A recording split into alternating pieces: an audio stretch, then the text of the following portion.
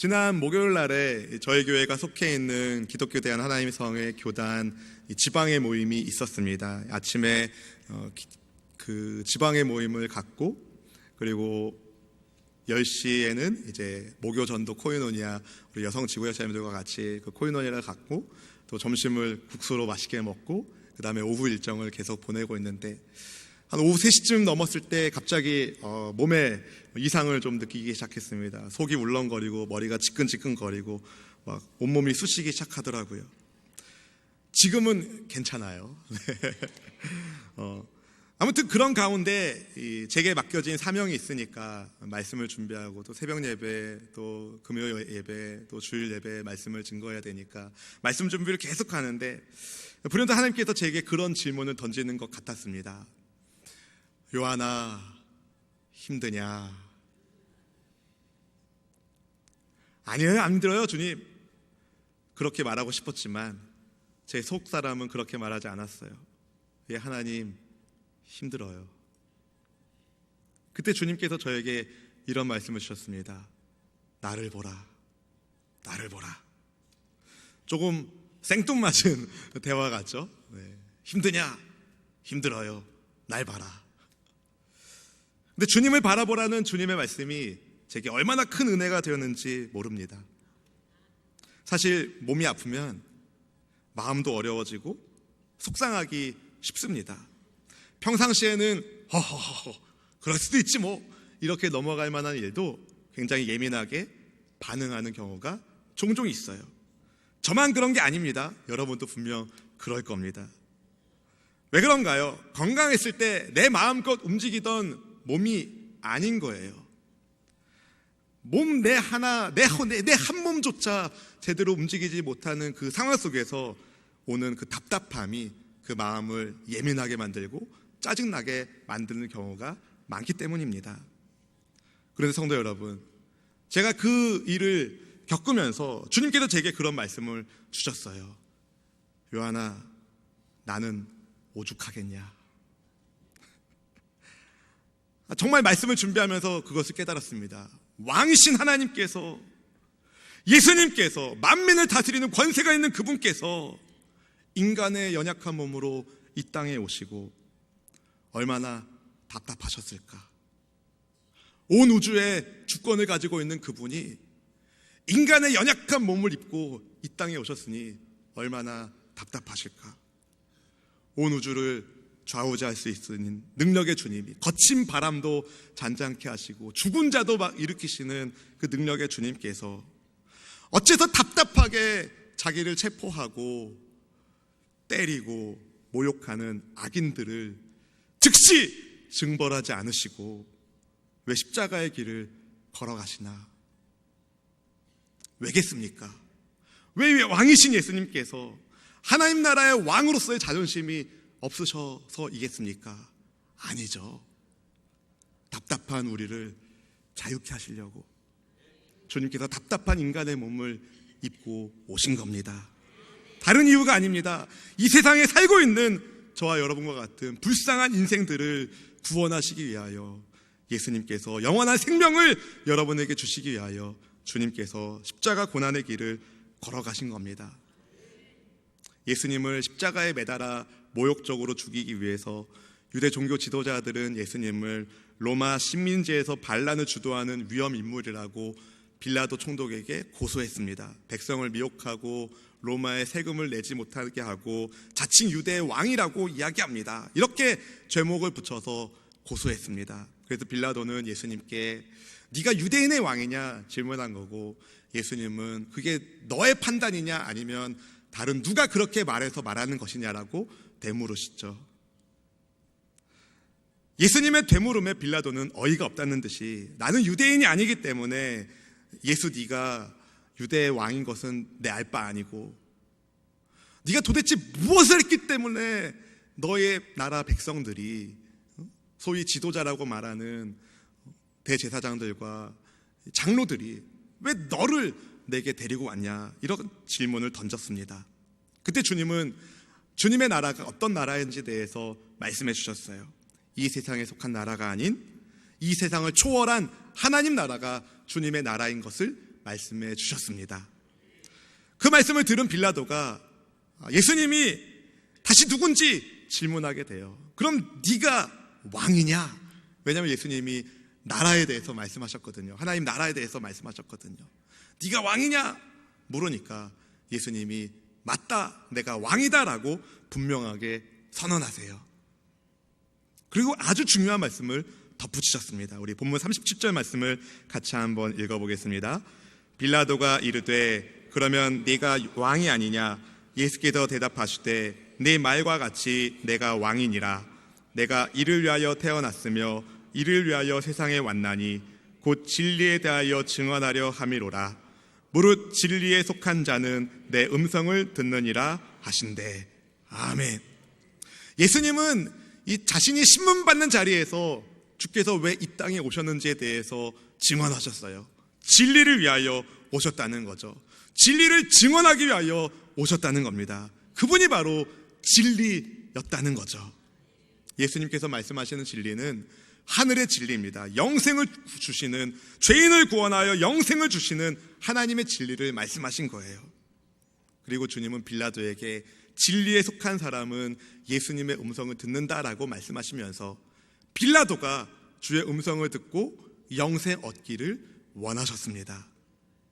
여기에 대해서 디모데전서 6장 13절 말씀은 우리에게 이렇게 말합니다. 같이 한번 읽어보겠습니다.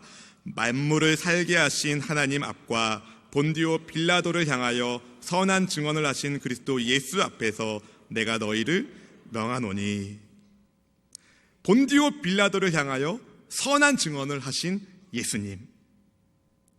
예수님은 자신이 신문받는 그 자리에서도 빌라도가 하나님 나라의 백성 되기를 원하셨다는 거죠. 그런데 빌라도는 예수님께 이렇게 반문하죠. 38절 상반절 말씀은 이렇게 말합니다. 빌라도가 이르되 진리가 무엇이냐 하더라. 진리가 뭐냐? 이 말씀만 들으면 빌라도가 진리에 대해서 굉장히 관심이 많은 사람처럼 엿보입니다. 그러나 빌라도의 질문은 답변을 위해서 묻는 게 아니에요. 답변을 위해 물었다면 예수님께서 뭐라고 말씀하신 다시 들었겠죠. 그러나 빌라도는 진리가 뭐냐 하고선 바로 나가버렸어요. 예수님께서 말씀하신 진리는 하나님의 진리를 말합니다. The truth. 바로 그 진리, 유일한 진리를 말하고 있는 거예요. 근데 빌라도가 말하는 진리는 그냥 truth, 그냥 사람들이 말하는 세상의 진리, 상대적인 진리를 말했을 뿐입니다. 자기 눈앞에 하나님의 진리이신 예수님이 있음에도 불구하고 빌라도는 영의 눈이 감겨져 있기 때문에, 진리에 속한 사람이 아니었기 때문에 예수님의 음성에 귀 기울이지 않았다는 거죠. 빌라도가 문제라고만 할 수 없습니다. 빌라도만 문제라고 말할 수 없습니다. 우리도 그 상황에 있으면 빌라도처럼 반응할 가능성이 굉장히 많아요. 왜냐하면 예수님은 지금 매맞고 얼굴이 막 여기 멍자국 나 있고 옷도 막 누더기처럼 찢어 있는 상태에서 예수님께서 하나님 나라에 대해서 말씀하시고 진리에 대해서 말씀하시니 그 말씀이 빌라도에게 콧방귀처럼 그렇게 전혀 가당치도 않은 말씀으로 들렸던 것 같습니다. 사랑하는 성도 여러분, 그러나 영의 눈을 열면 예수님이 왕으로 보입니다. 믿음의 형제자매 여러분, 저는 여러분이 진리에 속한 성도님 되기를 진심으로 축복합니다. 어떻게 우리가 진리에 속한 사람이 될 수 있습니까? 바로 진리이신 예수님을 믿고 그분을 통하여 하나님과 영적인 새로운 관계를 맺게 될 때에 우리는 진리 가운데 거하는 진리의 사람이 될 수 있습니다. 요한복음 14장 6절 말씀에서 주께서 이렇게 말씀하셨어요. 같이 한번 읽어보겠습니다. 예수께서 이르시되 내가 곧 길이요 진리요 생명이니 나로 말미암지 않고는 아버지께로 올 자가 없느니라. 아멘. 예수님이 길이요 진리요 생명이시니까 예수님을 왕으로 섬기는 진짜 그리스도인들은 예수님의 말씀을 듣게 됩니다. 진리에 속한 사람은 예수님의 음성을 들으니까. 진리에 속하지 않은 빌라도가 그래도 발견한 게 한 가지 있었어요. 그건 뭐냐면 예수님께 혐의 없다는 거였어요. 그래서 유대인들에게 이렇게 이야기하죠. 우리 38절 하반절 말씀을 같이 한번 읽어보겠습니다.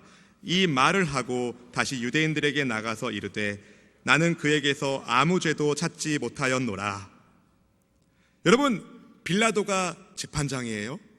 예수님이 지금 범죄인으로 잡혀왔는데 신문을 합니다. 재판을 합니다. 재판을 해봤더니 예수님이 죄가 없어요. 그럼 어떻게 해줘야 돼요? 풀어줘야죠. 죄가 없으면 풀어줘야죠. 그런데 빌라도는 예수님을 풀어주는 것을 사람들의 눈치를 보면서 진행하려고 합니다. 왜 그런가? 그는 하나님의 진리가 중심에 없기 때문에 하나님을 기쁘시게 하는 정의의 판결이 아니라 사람들을 기쁘게 하는 불법의 판결 가운데 더 귀 기울이고 있었던 것입니다. 갈라디아서 1장 10절 말씀은 이렇게 교훈하고 있어요. 같이 읽어보겠습니다. 이제 내가 사람들에게 좋게 하랴 하나님께 좋게 하랴 사람들에게 기쁨을 구하랴 내가 지금까지 사람들의 기쁨을 구하였다면 그리스도의 종이 아니니라. 아멘. 사람의 기쁨을 구한다면 그리스도의 종이 아니랍니다. 진리에 속했다면 다수결이 아니라 예수님의 음성에 귀 기울여야 합니다. 예수님을 왕으로 섬기지 않는 빌라도는 예수님께서 죄 없다는 것을 알면서도 예수님을 잡아온 유대인들을 자극하지 않으려고 했어요. 그래서 유대인의 명절에 죄수 하나를 풀어주는 특별 사면권을 행사할 수 있도록, 그래서 예수님을 잡아온 유대인들도 무시하지 않고 또 아무 죄도 찾지 못한 예수님도 놓아주려는 일종의 타협점을 찾았던 것이죠.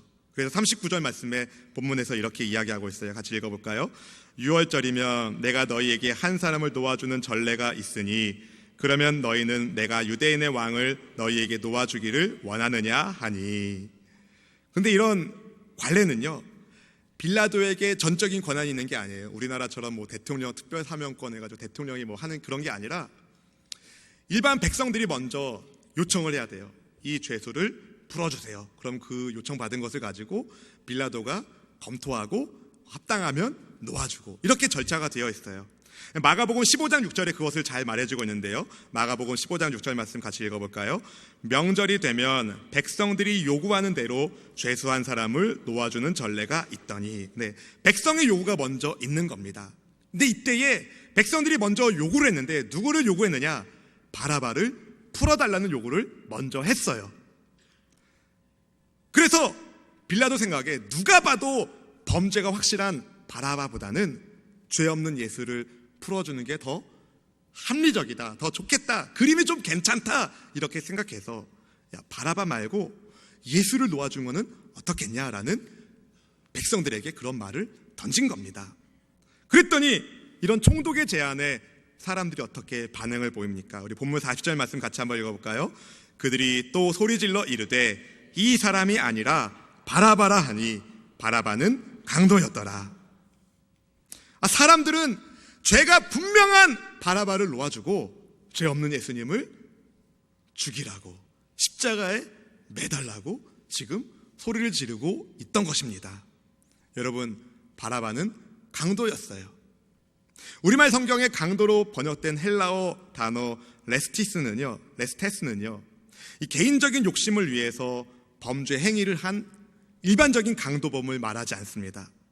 무장하고 무리를 짓고 폭력을 일삼는 테러 집단을 의미해요. 조직을 만들어서 무장하여 밀란을 일으키는, 폭동을 주도하는, 이를 위하여 다른 사람의 생명을 빼앗는 것도 전혀 양심의 가책을 느끼지 않은 이런 강도를 말합니다. 오늘날로 말한다면 IS의 아마 수괴범 같은 그러한 역할을 했던 사람이 바로 바라바였어요. 마가복음 15장 7절에서 바라바에 대해서 이렇게 설명하고 있습니다. 같이 읽어볼까요? 밀란을 꾸미고 그 밀란 중에 살인하고 체포된 자 중에 바라바라는 자가 있는지라. 네, 밀란을 꾸미고 밀란 중에 다른 사람을 살해하고 체포된 바라바. 근데 유대인들은 소위 지도자라고 말하는 법을 지켜야 될 지도자들이 죄가 확실한 바라바는 놓아주고 죄 없는 예수님을 죽이라고 외치는 거예요. 영원한 생명을 주시기 위하여 오신 예수님을 오히려 죽이라고 말하는, 오히려 폭력과 살인을 행했던, 누가 봐도 죽어 마땅할 바라바를 놓아달라고 말하는, 말도 안 되는 일이 일어난 겁니다. 근데 성도 여러분, 누가 봐도 죽어야 할 죄인 바라바가 사실은 납니다. 누가 봐도 죽어야 할 죄인이 바라바 같은 나를 위하여 대신 예수님께서 십자가에서 죽으신다. 이게 십자가의 메시지예요. 십자가에서 죽으시는 예수님을 통하여 죽어야 할 죄인이 구원받게 되는 것을 바라바 이야기를 통해서 말씀하고 있는 겁니다. 바라바를 풀어주고 예수님을 죽이라는 무리들의 외침에 빌라도가 예수님을 어떻게 합니까? 우리 19장 1절 말씀 같이 한번 읽어보겠습니다. 이에 빌라도가 예수를 데려다가 채찍질하더라. 빌라도는 분명히 알았어요. 예수님이 죄가 없다는 것을. 그러나 무리의 주장에 의해서 예수님을 데려다가 채찍질을 합니다. 이 채찍의 끝에는 납이나 예리한 못이 달려 있어서 이 채찍으로 한 대씩 맞을 때마다 살점이 뜯겨나가고 피가 터지는 고통을 겪어야 했습니다. 어떤 경우에는 이 십자가 형틀을 이전에 이 채찍질을 당하는 벌을 받다가 죄수가 먼저 죽는 경우도 있었다고 합니다. 사실 빌라도의 속내는 예수님을 죽이고 싶지 않는 것이었어요. 누가복음 23장에 따르면 예수님이 갈릴리 출신인 것을 안 빌라도가 예수님을 갈릴리의 분봉왕, 당시 갈릴리 지역을 다스리는 분봉왕 헤롯이 마침 예루살렘에 와 있어서 헤롯에게 보내서 헤롯 보고 재판하라고 떠넘기기도 했습니다. 두 번째는 2월절 특별 사모권을 통해서 예수님을 놓아주려고 했었고, 또 그래도 안 되니까 이렇게 본문처럼 채찍질을 강해서 너무 불쌍한 모습을 만들어 놓은 다음에 백성들에게, 야, 내가 보니까 이 사람은 죄가 없는데 이만하면 되지 않았냐, 이제 놓아주자, 이렇게 동정심을 호소해서 예수님을 풀어주려고도 노력하긴 했습니다. 근데 빌라도가 예수님을 놓아주려고 했던 노력에는요, 그의 아내가 꾼 꿈과 관련이 있어요. 마태복음 27장 19절은 이렇게 이야기합니다. 같이 읽어보겠습니다. 총독이 재판석에 앉았을 때에 그의 아내가 사람을 보내어 이르되 저 옳은 사람에게 아무 상관도 하지 마옵소서. 오늘 꿈에 내가 그 사람으로 인하여 애를 많이 태웠나이다 하더라. 이 아내가 꿈을 꿨는데 예수님과 관련된 꿈을 꾼 거예요. 그래서 빌라도에게 사람을 보내서 저 옳은 사람, 빌라도도 알고 빌라도의 아내도 알아요. 예수님이 죄가 없다는 것을, 저 옳은 사람. 그런데 빌라도는 자기 지위를 잘 곤고하기 위해서, 백성들에게 환심을 얻기 위해서 예수님을 십자가 처형에 처하고 맙니다.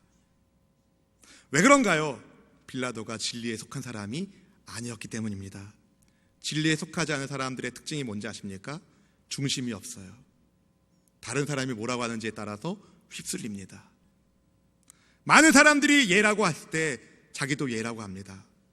많은 사람이 노라고 얘기하면 자기도 노라고 얘기합니다. 묻지도 따지지도 않아요. 그런 게 바로 군중심리죠.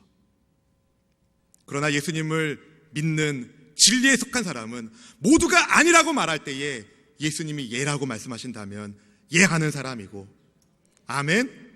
모두가 아니라고 말할 때에 예수님이 예라고 말씀하시면 예라고 말씀할 수 있는 사람, 그 사람이 바로 진리에 속한 사람입니다. 진리는 다수결의 원칙이 아니에요. 진리는 하나님의 말씀입니다. 빌라도는 그러나 진리에 속한 사람이 아니었기 때문에 진리의 말씀이신 예수님을 알아보지 못하고 그분의 말씀을 듣지 않고 세상의 소리를 듣고 말았습니다. 죄 없는 예수님께서, 온 우주 만물을 다스리시는 권세 있는 예수님께서 인간의 법정에서 모욕당하시고 매맞으신 것이죠. 예수님께서 이렇게 매맞으셨다는 것, 예수님께서 이렇게 모욕당하셨다는 것, 유대 법정과 로마 법정에서 모욕당하셨다는 것은 진리에 속한 사람이 많지 않음을, 세상 가운데 진리에 속한 사람이 별로 없다는 것을 보여주는 겁니다. 지금도 주님의 음성이 아니라 자기 욕망의 소리에, 세상이 건네는 유혹의 소리에 넘어간 사람들이 얼마나 많습니까? 목사라고 해서, 장로라고 해서 예외가 아니에요. 예수님의 음성이 아닌 자기 탐욕과 음란의 소리에 넘어진 지도자들이 얼마나 많습니까? 저도 여러분도 예외가 아니에요. 사랑하는 성도 여러분, 방송으로 인터넷으로 예배하는 성도 여러분, 진리에 속한 사람은 예수님의 음성을 듣는다고 분명히 말씀은 하고 있습니다. 그렇다는 것은 진리에 속하지 않은 사람이 있다는 것이고, 그런 사람들은 예수님의 음성을 듣지 않는다는 겁니다. 저는 우리 예배하는 모든 예배자들이 진리에 속한 성도가 되기를 바랍니다. 사실 진짜 예배자가 되려면 진리에 속한 사람이 예배자가 될 수 있어요. 왜냐하면 주님은 영과 진리로 예배하라 말씀하셨거든요. 신령과 진정으로, 영과 진리로 예배할지니라. 진리가 없으면 하나님과 상관이 없어요. 진리가 없으면 예배자가 될 수가 없어요. 우리는 진리이신 예수님 안에 있을 때에 진정한 예배자가 되고, 진정한 예배자로서 하늘의 복을 받아 누릴 수 있는 겁니다. 사랑하는 성도 여러분, 그런데 예배당 안에서 진리에 속한 사람답게 사는 것은 쉬운 일이에요. 쉬운 일이에요. 예배당 안에서 진리에 속한 사람답게 사는 것은 쉬운 일이에요. 그러나 세상 바깥에서, 일터에서 진리에 속한 사람답게 사는 것은 쉽지 않습니다. 영적인 싸움이 거기에 있는 거예요. 사단이 유혹합니다. 야, 잠깐 진리 접어. 지금 내 말 들어야 잘 돼. 주님 말씀하시죠. 진리에 속한 자는 내 음성을 듣는다. 여러분, 누구의 말씀을 들으시겠습니까? 예수님의 음성에 귀 기울이길, 주님의 말씀에만 순종하는 저와 여러분 되기를 주님의 이름으로 축원합니다. 진리란 변하지 않는 거예요. 어제 진리가 오늘 가짜가 되는 것은 진리 아닙니다. 어제의 진리가 오늘도 진리가 되고, 오늘의 진리가 내일의 진리가 되는 것, 그걸 가리켜 진리라고 말할 수 있는 겁니다. 이 진리가 바로 하나님의 말씀, 예수님이에요. 어제나 오늘이나 영원토록 변치 않는 예수님만이 진리입니다. 예수님만이 우리가 따를 만왕의 왕이신 겁니다. 지난 금요일 새벽에 우리가 말씀을, 지금 누가복음 말씀을 나누고 있는데요, 밤이 새도록 그물질을 했는데 한 마리의 물고기도 잡지 못했던 베드로 이야기를 나누었었어요. 그랬던 베드로가 예수님의 말씀에 의지하여 깊은 데에 그물을 내렸더니 많은 물고기를 잡았다라는 말씀을 나누었습니다. 이 말씀은요, 어떻게 하면 이 세상에서 많은 물고기를 잡는 성공적인 인생을 살 수 있을까, 그걸 말해주는 말씀이 아닙니다. 이 땅에서 아무리 수고해도, 밤새도록 수고했지만 한 마리의 물고기도 잡지 못했던 인생이 바로 우리라는 것을 보여주는 거예요. 이 땅에서 아무리 수고해도 우리 스스로의 노력으로는 영원한 생명을 얻을 수 없는 불쌍한 우리에게 예수님이 찾아오셨죠. 그때의 호숫가에는 배가 두 척이 있었어요. 예수님이 밤새도록 그물질했지만 한 마리도 못 잡은 베드로의 배를 예수님이 선택하셨고, 그 배 위에서 말씀을 가르치셨고, 그 말씀을 들은 사람들이 감동받았고, 베드로는 그 말씀을 들으면서 이분이 뭔가 다른 분이구나라는 생각을 어렴풋하게 했을 것 같습니다. 그때 예수님 베드로에게 말씀하시죠. 베드로야, 깊은 데로 가서 그물을 내려라. 고기잡이 전문가인 베드로한테 목수 출신 예수님이 말씀하신 거예요. 깊은 데로 가서 그물을 내려라. 베드로가 뭐라고 말합니까? 말씀에 의지하여 내리겠습니다. 그랬더니 어마어마한 물고기가 잡히게 되었어요. 그때 베드로의 반응이 무엇이었습니까? 예수님 말씀드렸더니 대박 났어요. 인생 대박, 대박, 대박, 인생 대박, 성공 신화, 이런 거였습니까? 아닙니다. 베드로는 예수님 발에 엎드리고 이렇게 고백합니다. 주님, 저는 죄인입니다. 누가복음 5장 8절 말씀을 같이 한번 읽어보겠습니다. 누가복음 5장 8절입니다. 시몬 베드로가 이를 보고 예수의 무릎 아래 엎드려 이르되 주여, 나를 떠나소서, 나는 죄인으로소이다 하니. 예수님의 말씀에 순종함으로 일어난 이 사건을 체험한 베드로는 주님이 자연 만물도 다스리시는 전능하신 분인 것을 깨닫게 되고, 이분이 진리의 주님인 것을 발견하게 되니까 진리의 주님 앞에 자기는 너무 부족한 죄인인 것을 깨닫게 됩니다. 죄인인 것을 깨달은 베드로는 예수님의 은혜 아래서 진리 속으로 초대받게 되고 진리 되시는 영생의 주님을 따르는 주님의 제자가 되었습니다. 사랑하는 성도 여러분, 여러분 인생의 목적은 무엇입니까? 무엇을 위하여 태어났으며 무엇을 위하여 살고 있습니까? 조금 더 쉽게 물어볼까요? 여러분 누구의 소리를 듣고 살고 있습니까? 세상의 소리입니까? 아니면 예수님의 말씀입니까? 진리를 따라 사는 삶 망하지 않습니다. 진리에 속한 삶 넘어지지 않습니다. 잠깐의 고난과 고통은 있을 수 있습니다. 아니, 반드시 있어야만 합니다. 사랑하는 성도 여러분, 두려워하지 말고 주의 말씀에 순종하며 살아봅시다. 하나님의 기적의 역사가 저와 여러분 삶 가운데 나타날 겁니다. 진리의 말씀이신 예수님만 의지하며 말씀대로 깊은 곳에 가서 그물을 내릴 수 있는 순종의 삶을 삽시다. 사단이 주는 세상의 유혹이 아니라 오직 나의 주 나의 하나님 예수님이 하시는 그 말씀에만 따르는, 예배당 안에서만이 아니라 우리의 일터에서도 주님 말씀대로 살아가는, 주님을 찬양하는 저와 여러분 되길 주의 이름으로 축원합니다.